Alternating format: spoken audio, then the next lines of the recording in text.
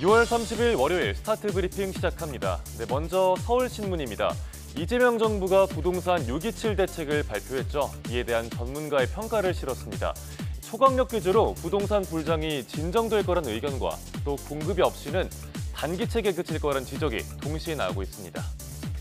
우선 이번 부동산 대출 규제가 어떤 내용인지부터 짚어봐야겠죠. 수도권의 주택담보대출 한도를 일괄 6억 원으로 묶었고요.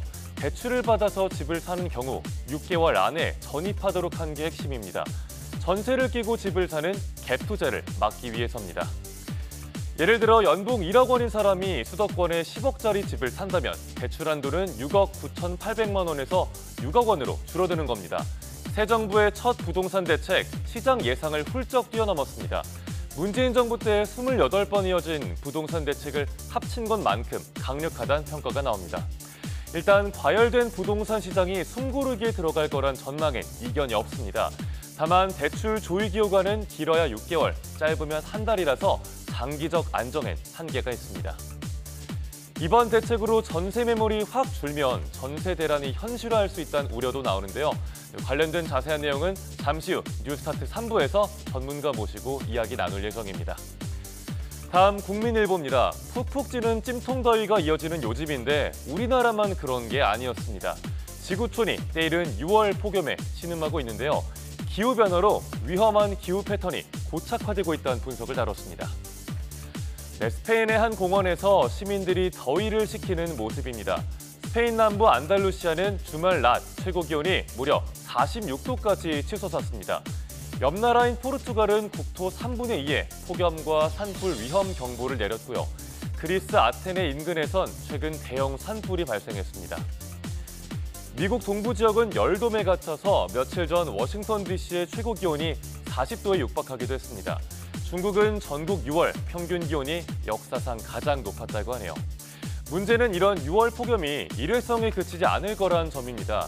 여름 날씨가 6월 초에 찾아와서 9월 말까지 이어지는 패턴이 계속된다는 거죠. 기후변화로 대형 산불과 홍수 등 재난도 세계 곳곳에서 발생하고 있습니다. 6월에서 8월이란 여름 계절 구분이 점점 무의미해지고 있는데요. 우리나라는 올해에도 9월까지는 무더위가 이어질 걸로 보입니다. 언젠가부터 이렇게 날씨가 더워질 때면 찾아오는 불청객이 있습니다. 바로 러브버그입니다. 매년 더 많이 늘어나는 모습인데 빗속의 하늘에서도 짝짓기를 하면서 여기저기 바글바글합니다.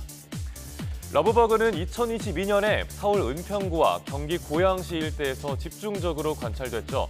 작년에 수도권 전역으로 서식지를 넓혔고요. 올해에도 마찬가지입니다. 익충이라고는 하지만 대규모로 출몰하다 보니 민원도 확 늘었습니다. 국립생물자원관과 신승관 서울대 교수 연구팀은 러브버그 현장 조사에 나섰습니다. 광원 포집기와 유인제 포집기 등 친환경 방제 장치 두 종류를 시험 중입니다. 살충제로 확 방제를 해버리면 되는 거 아니냐 할 수도 있는데 전문가들은 부작용이 더 크다고 지적합니다. 다른 곤충들도 죽일 수가 있고요. 또 생태계 균형이 깨질 수 있다는 거죠. 결국 박멸을 하기보단 사람과 곤충의 공존법을 찾아야 한다는 얘기입니다. 시민 불편함도 줄이고 환경 피해도 최소화하려면 친환경 방제가 필요해 보입니다. 끝으로 중앙일보입니다. 대한석탄공사가 운영하는 마지막 탄광, 도계광업소 이야기입니다. 아버지를 이어 청춘을 바친 광부들의 일터였지만 바로 오늘 문을 닫는다고 하네요. 도계 갱구로 한번 가볼까요? 문이 굳게 닫혀 있습니다. 한때는 활기를 띠던 동네지만 정부의 석탄산업 합리화 정책 이후 도계 지역은 내리막길을 걸었습니다. 탄광이 하나둘 문을 닫자 인구도 급감했고요. 상권도 빠르게 무너졌습니다. 광부들 사이에선 이러다 지도에서 도계읍이 사라지는 게 아니냐는 씁쓸한 농담이 나올 정도입니다.